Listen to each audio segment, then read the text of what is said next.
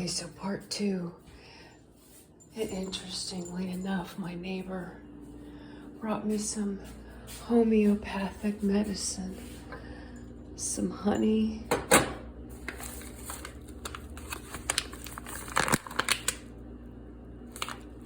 hot toddy, tea in a cup.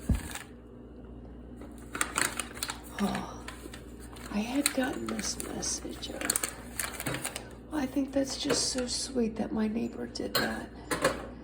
And this is the neighbor with the dogs, this piece that I have been really working with.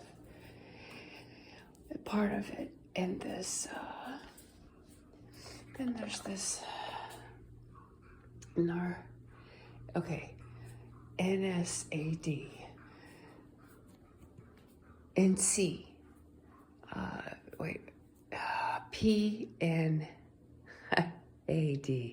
PNAD. Okay, so this is part two.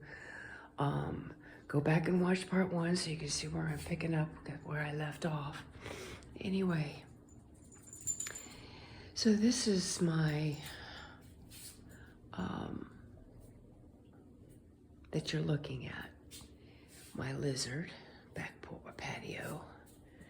Of course, you know, keep it to the vision. I'm a Noah's Ark. It's all about the animals. And of course, it's through the animals that I fell in love with the human. And so,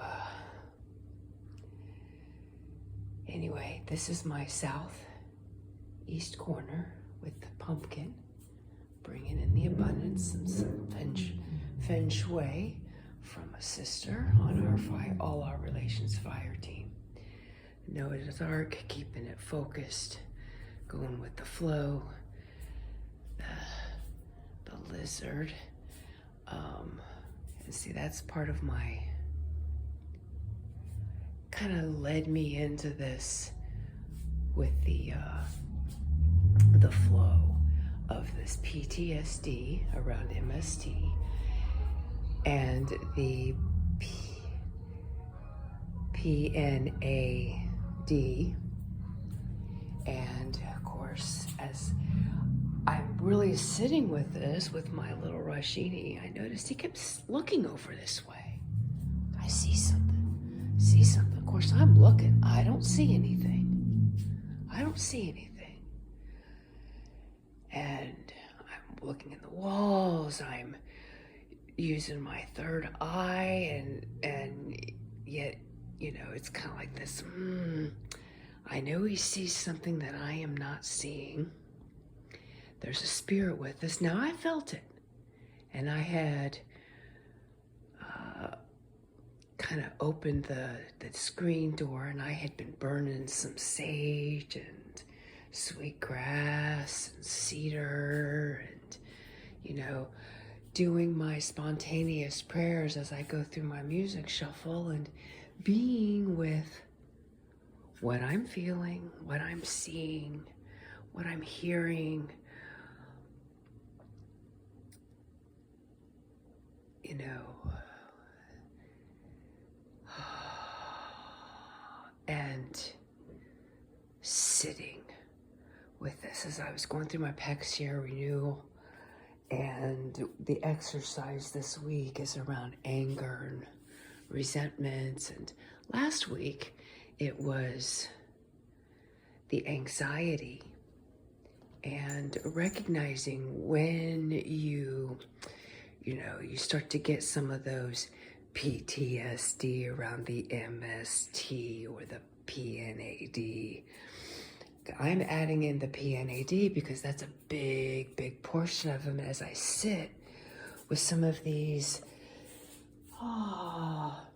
journeys I've been on, the little mini reinventions we have with ourselves. For me, they're not always mini. It's okay, I was a ballroom dance instructor, and then I was a heavy equipment operator in the military world, and then I'm loading cargo at an airport, and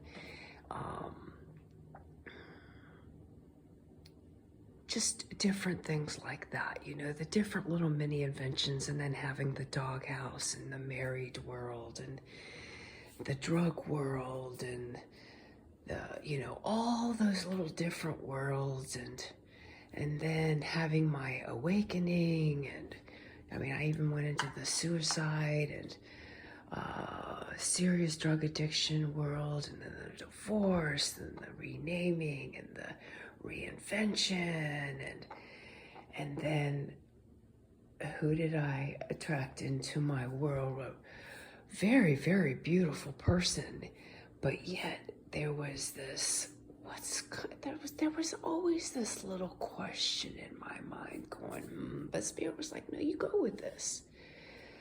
Allow yourself to flow with it. Allow yourself to flow with it. Allow yourself to flow with it. And then now, with some different relationships in these other realms and worlds that I'm in, I'm going, oh, what is this all about? What is this all about? And recognizing my self-sabotaging behaviors in all the different ways. And I'm sitting with all of that, and I'm going, okay. And I really came to this beautiful place of peace, understanding, and knowing. And of course, I've had these little volcanic eruptions going through my chakras and doing some cleansing and some clearing. And of course, I work with 9 chakras, not just 7. For me, I heard very, very clearly that there, I started with the primary 7, and then was guided to do some of these different meditations, and this is where the Maya heart meditation really came into play. And it was like, nope, this is 9 chakras. You need the full Trinity within the Trinity. And so, of course, there's the 2 below and the 2 above that are, your auric field, and then the rooting to the seed and the star. And then, so anyway, so I'm working, I noticed when and I recall the time, there was actually I believe it was the last really good ceremony, so to speak, the full ceremony where they even laid on the serpent, and there was the piece that was going on in the cosmos with the serpent. And this is when the community animal peace pipe received its new stems. Oh, no, we're done with the old way. It's time for the new or for the original masculine, the new masculine, however you want to term it, to come in. And so I was like, wow. So then these disturbances taking place and so forth. Anyway, so there's this, when I was looking at the reptilian and kind of delving into that, going, okay, some people term the reptilian, and of course the reptilian mind. And this goes all the way into, you can take this in different directions. You can term it, not really directions, but it can be termed in many, many different ways. So,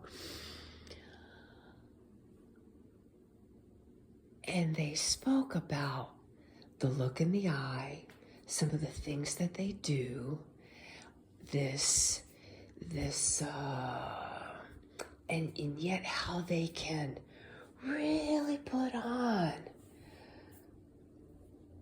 a different skin for a while.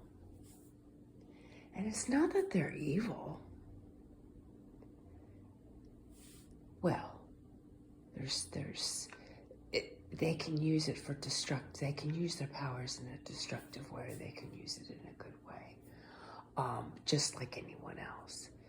But I began having aha moments because I had kind of put my foot down in one particular relationship. Was like, no, I'm doing this and I'm doing it for me, and I must do it for me, and you need to do what you need to do. But then every time this has taken place, it's taken place several times, and if I look back, it's probably offered to me 4 times in that native way. And how sometimes there are these,